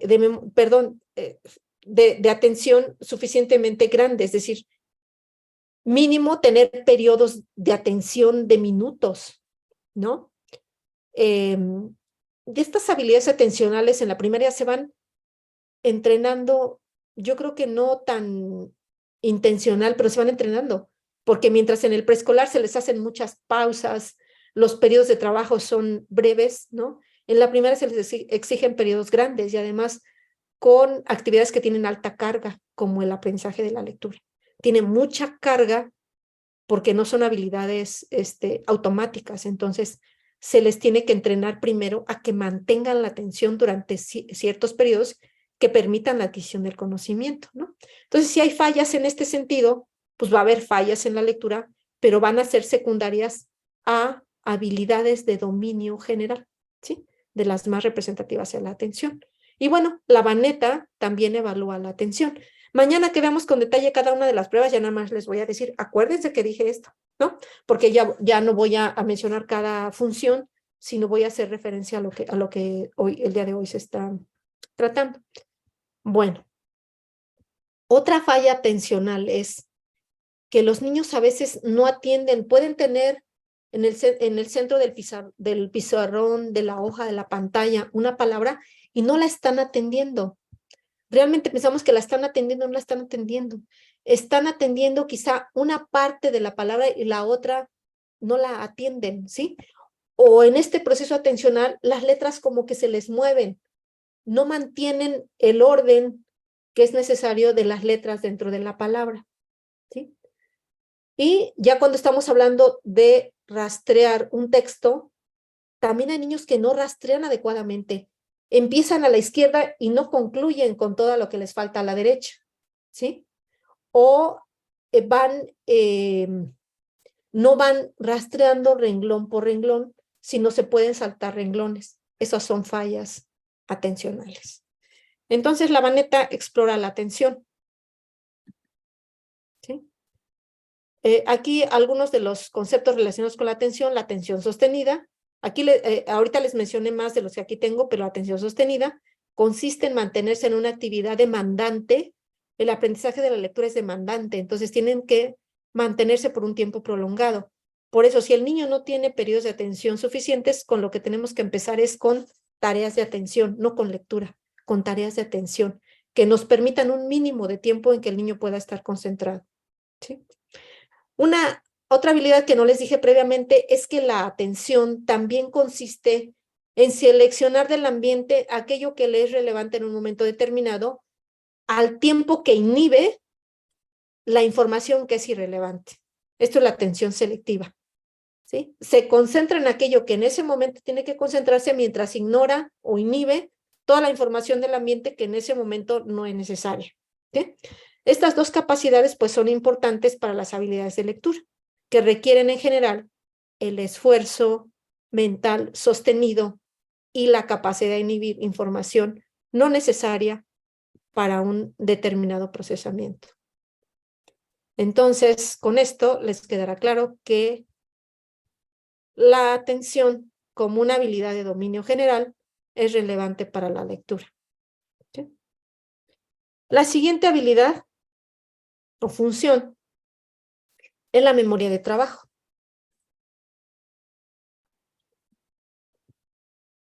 La memoria de trabajo es esta memoria que permite mantener información en mente y estarla procesando en el momento mismo, ¿sí? Es la memoria operativa. Se le llama memoria, también otro término es memoria operativa. Es el tipo de memoria que permite mantener la información, por ejemplo, y estarla reorganizando o estarla asimilando o estarla procesando. Es clarísimo en la comprensión del lenguaje oral. Para que ustedes vayan entendiendo la secuencia de lo que estoy diciendo, necesariamente están manteniendo cierta información al tiempo que están procesando la nueva información que llega.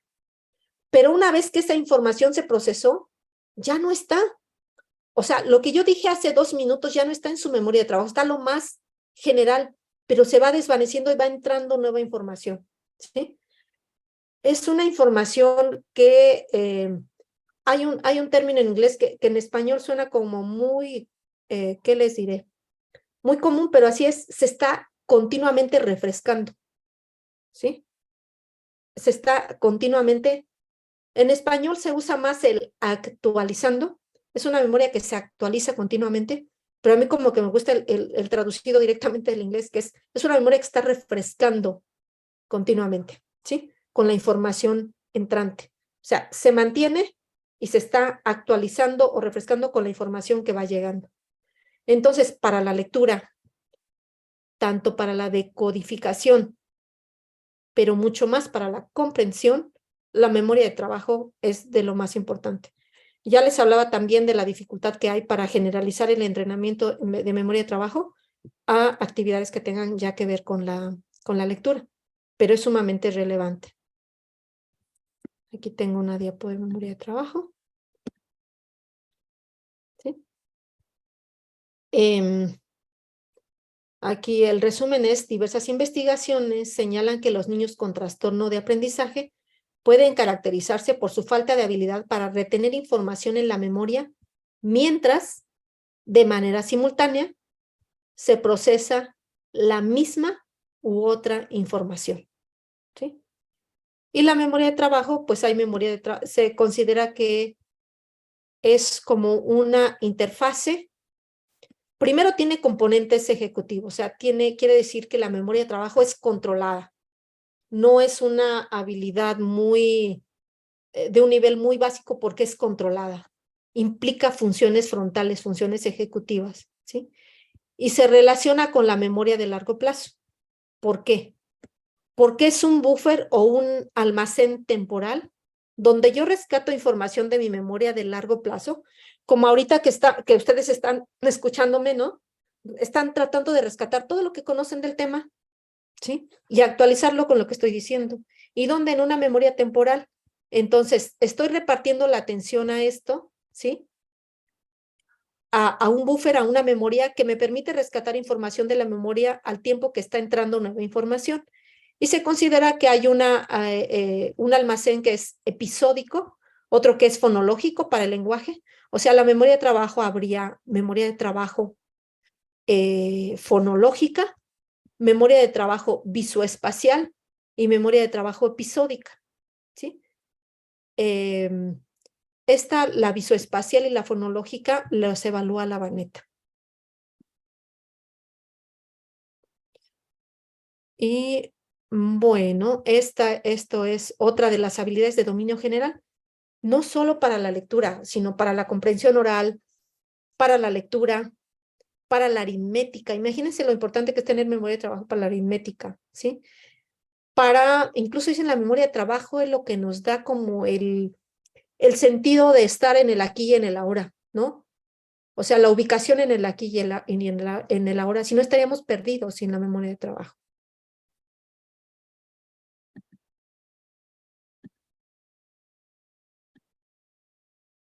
Y otra habilidad, estamos en las de dominio general, pues es el lenguaje. Ya les comenté que sobre todo para la comprensión de la lectura, todas las habilidades que tengan que ver con la riqueza o no del lenguaje oral son sumamente relevantes, ¿sí? Entre mejor o más rico sea el lenguaje oral, mejor va a ser la comprensión de la lectura. Y ya a su vez, la comprensión de la lectura, obviamente, va a mejorar las habilidades del lenguaje, ¿no? Porque la lectura, pues, es lo que nos enriquece el lenguaje. Entonces, como igual que la conciencia fonológica, un nivel básico o mínimo de conocimiento general del mundo a través del lenguaje del niño, traducido en vocabulario, en complejidad sintáctica, va a ser importante para la comprensión de la lectura. Por eso la formación académica de los padres a veces explica las habilidades de comprensión del lenguaje del niño, ¿no? Porque son ambientes un poquito más enriquecidos en cuanto a cantidad de vocabulario, en cuanto a complejidad sintáctica, es decir, no usar oraciones tan breves ni tan simples, sino oraciones un poco más complejas. Y la percepción de habilidades de lenguaje, la Vanetta solo evalúa la parte sintáctica, gramatical y la comprensión oral. Lo que no evalúa es el vocabulario. Inicialmente, en el desarrollo de la prueba, habíamos incluido el Peabody, que es un test de vocabulario receptivo, pero ya en el momento de publicarla, pues no es un test del que nosotros tuviéramos el derecho de autor, ¿no? De las imágenes, entonces se tuvo que quitar. Pero sí es importante, sobre todo para la comprensión, saber el nivel de vocabulario. Pero se complementa bien si se aplica una escala Wechsler, porque además decíamos que se tienen que tener las excluyentes de que no es una discapacidad, etcétera, y entonces ahí vemos el nivel de vocabulario del niño. Pues el lenguaje también es relevante. Y la inteligencia general, porque no solo para descartar que se trate de una discapacidad, sino porque decíamos que en mucho la comprensión de la lectura es inferencia, es abstracción. Y si el nivel intelectual es deficiente, la comprensión muy probablemente también va a ser deficiente. Entonces sí es relevante sobre todo para la comprensión de la lectura. Y la percepción visual y auditiva, porque si no hay una adecuada entrada de los estímulos visuales y auditivos, entonces la memoria trabaja sobre lo que ingresa al sistema. Si la información que ingresa al sistema está distorsionada, no es suficientemente clara, entonces las asociaciones que se van a tejer van a ser anómalas. Imagínense un niño que nosotros pensamos que está percibiendo bien los estímulos visuales y los está percibiendo distorsionados. La asociación que va a hacer con lo verbal no va a ser una asociación correcta, ¿sí? Entonces, por eso es importante evaluar la percepción visual y auditiva. Sobre esto voy a regresar un poquito el día de mañana porque son también habilidades que se evalúan con la Vanetta, las habilidades motoras y sensoriales, la velocidad de procesamiento, la percepción visual y auditiva. Entonces, para que le quede un poquito más claro, voy a regresarme un tanto el día de mañana. Y porque traigo esto con relación al lenguaje, ¿no? Habilidades motoras y sensoriales, la percepción visual auditiva, que es un poquito más amplio. Y luego, pues las funciones que evalúa la Vanetta. Y el día de mañana como ustedes pueden ver aquí, vamos a entrar casi directamente con la prueba, pero ya con la prueba yo voy a hacer alusión a estas cuestiones que les he referido todas el día de hoy.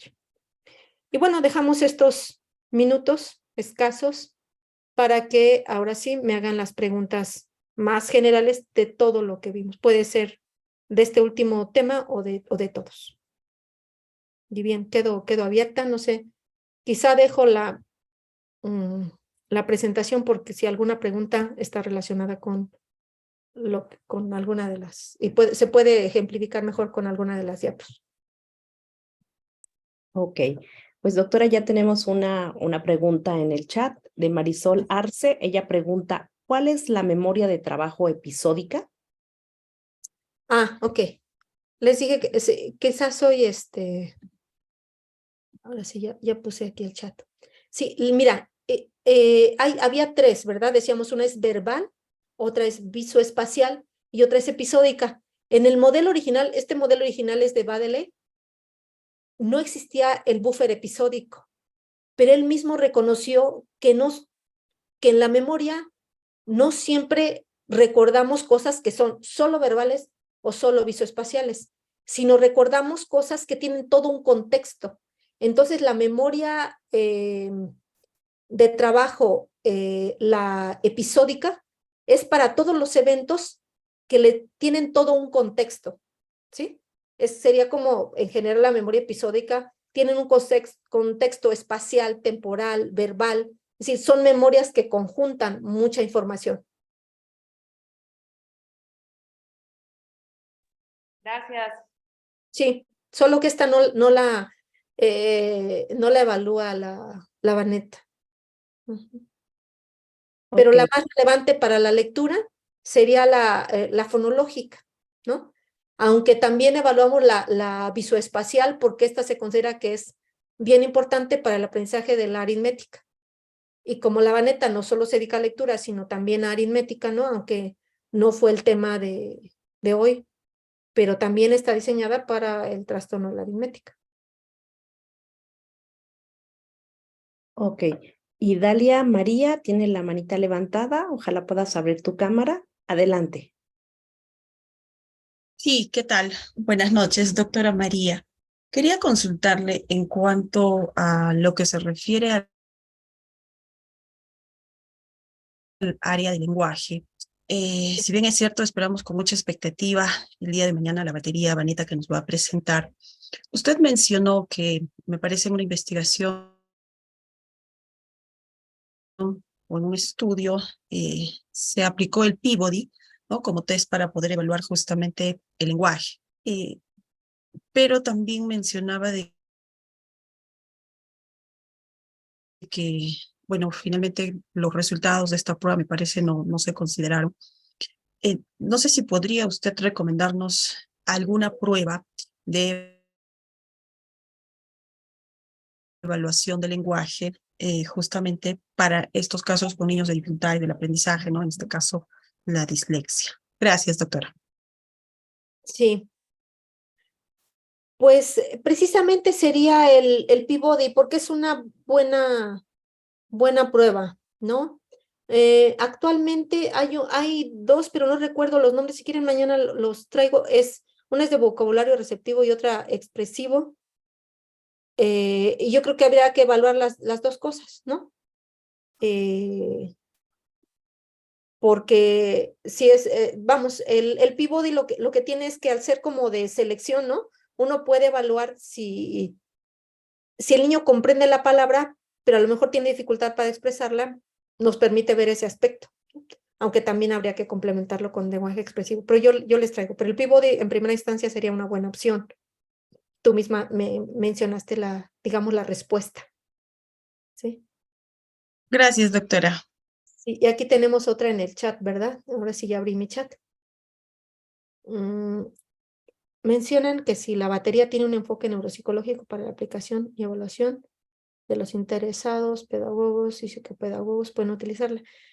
Miren, yo no sé los lineamientos para México, todos los que son de México, en México hay una normativa muy clara y es que las pruebas psicológicas las tienen que aplicar los psicólogos, ¿no? De hecho, no las venden si no tienen la cédula profesional de psicólogo. No sé la normativa de sus respectivos países. Yo entiendo que trabajamos en lo mismo, o sea, con niños con problemas de aprendizaje. A veces cambia un poquito el enfoque en el sentido que el psicólogo pues se entrena mucho y tiene una formación un poco en psicometría, ¿no? Aunque, claro, también un psicopedagogo con conocimiento puede hacerlo con relación a cómo se generan las puntuaciones estandarizadas, cómo se genera un punto de corte, qué significan, qué significa un determinado perfil, etcétera. Yo les diría, pues, que si su normativa se los permite y se ponen a estudiar, pueden aplicarlo incluso psicopedagogos, si lo permite la normativa de su país, ¿no?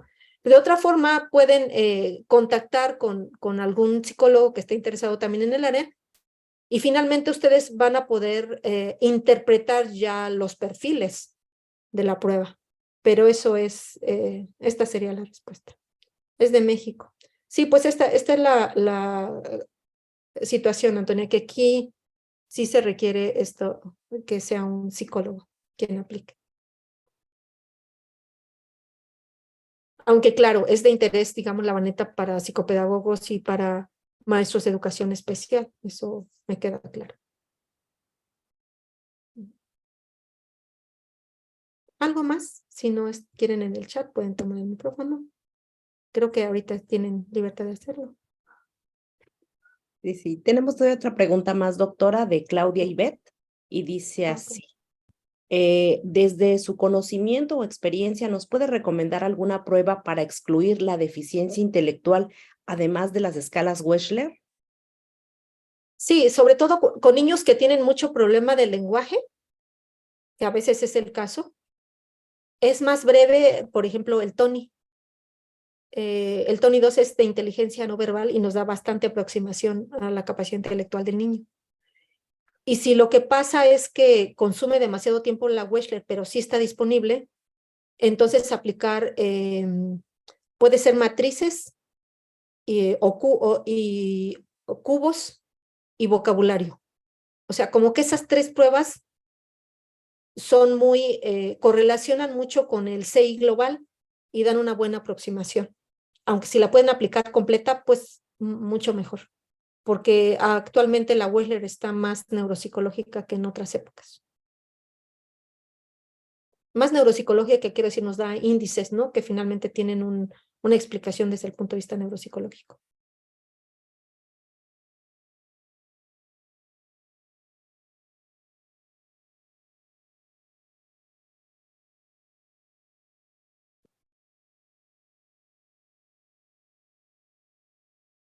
¿Alguna cuestión adicional?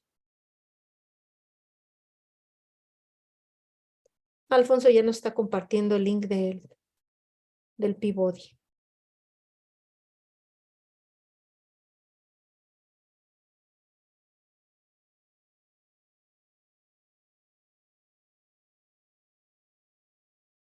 Pues este es el espacio, tenemos unos 10 minutitos todavía. Si alguien más desea hacer una pregunta sobre lo abordado, sobre su interés. ¿Algún pues, ejemplo o algún comentario de algún caso? Lo que sea es bienvenido.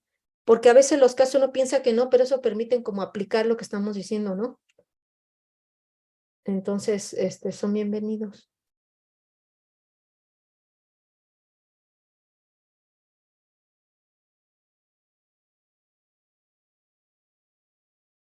Doctora, en su opinión, bueno, en los planes de la Secretaría, los métodos que más se utilizan para la enseñanza de la lectura y la escritura en nuestro país, pues son métodos globales. Desde Sí. su experiencia, ¿eso ha contribuido a que se presenten mayores dificultades de aprendizaje de la lectura? Mira, yo creo que los niños normolectores, los que no tienen dificultades, aprenden con cualquier método, ¿no? El problema es que los niños que no se buscan alternativas para los niños con dislexia. Y desde mi punto de vista, los niños con dislexia se les tendría que tratar inicialmente con los métodos fonológicos. Eso pienso. Ok, muchas gracias. ¿Y a qué se debe que todavía, bueno, estas investigaciones ya tienen años y además de las políticas públicas y todas las cosas que a lo mejor nosotros no vemos, qué no ha permitido que esta información, que se haga una divulgación científica de la bondad de este método o de los métodos fonéticos para que permeen ya en los lineamientos a nivel nacional? Bueno, hablándose del caso de México, hemos visto con otros maestros que en Guatemala se está empezando a dibujar, que ya se aprecia en los planes y programas de estudio, pero en el caso de México no pareciera haber ningún incipiente deseo de retomar esto. Ay, pues es que es una pregunta difícil, ¿no? Yo estoy igual de preocupada porque no hay ningún interés de aplicar la ciencia a esto. Creo que más trascendente ahorita, por ejemplo, sería la cantidad, esto sí vamos a tener un retraso, pero importante en habilidades de lectura en los niños pandemia, ¿no? Y yo esperaba que pues terminando el periodo crítico se hicieran, pero programas intensivos con recursos y todo para mejorar estos niveles, pero no los hay. Y tiendo a pensar que vamos a encontrar lo que llamamos nosotros muchos falsos positivos, o sea, como que fueran casos de dislexia y no lo son, en estos próximos años, ¿no? ¿Por qué? Porque muchos niños fueron enseñados de forma, o sea, ahí sería la causa un problema pedagógico, pero la consecuencia es que van a asemejar una dislexia, ¿no? Porque no es lo mismo, pues, estar en línea que estar presencial y tener una instrucción sistemática que no tenerla. Y para ser sinceros, o sea, ¿cuántos padres de familia hicieron que los niños estuvieran de verdad? ¿Cuántos maestros aplicaron los métodos de forma sistemática? ¿Y cuántos maestros estuvieron al pendiente de que su hijo aprendiera? ¿Y cuántos no tuvieron los recursos electrónicos para poder conectarse adecuadamente? Sé de muchos casos de niños que estuvieron conectados con un teléfono, ¿no? Ni siquiera con un iPad. Entonces, o con una tablet. Vamos a encontrar muchísimos problemas y creo que al menos vamos a tener que ser un poquito conservadores con respecto al diagnóstico de dislexia, porque tenemos esta desventaja que vamos a estar acarreando, sobre todo en la escuela pública, ¿no? De la falta de sistematicidad digamos, en las lecciones, en que los niños estuvieran atentos a esto, y sobre todo estos que estaban en las etapas iniciales, ¿no? Niños de primero, segundo, tercero grado de primaria, muy seguro van a tener deficiencias importantes en estos procesos. Si ya las había, ¿no? Problemas de lectura va a haber y de comprensión va a haber mucho más. Y ni para esto ni para invertir, digamos, en implementar, por ejemplo, sí, como dices, ya se sabe que las habilidades fonológicas son relevantes. Y sí, en algunos preescolares y todo se hacen, pero no se hacen de forma sistemática, ¿sí? Mientras que en otros países incluso se hace la detección temprana del riesgo y se interviene antes de que el problema se presente. Entonces, pues sí, son cosas que son un tanto frustrantes, ¿no? De que la ciencia no llegue a esos niveles, pero así está la situación. Ojalá hay gente con mayor conocimiento llegar a niveles de toma de decisiones, pero bueno, ustedes saben la realidad al menos en nuestro país y no es el caso. Ok, pues muchas gracias, doctora, por su respuesta. Creo que por el día de hoy vamos a agotar nuestra sesión y pues deseo que todos tengan un sueño reparador, que descansen y mañana con mucha energía pues estemos aquí en punto de las 10 de la mañana, tiempo del Centro de México, para seguir aprendiendo de la mano de la doctora Guillermina Yáñez Telles. Doctora, muchas gracias a todas nuestras estudiantes. Que tengan una bonita noche. Aquí en mi ciudad ya está lloviendo, así que muchas gracias, doctora. Que tengan Pues gracias a todos ustedes y pues Gracias, nos vemos doctora. mañana. Gracias, buenas noches. Mañana Gracias. a seguir avanzando en esto. Gracias a todos y buenas noches. Gracias, buenas noches. Gracias, Buenas doctora. noches. Buenas noches. Hasta luego. Adiós.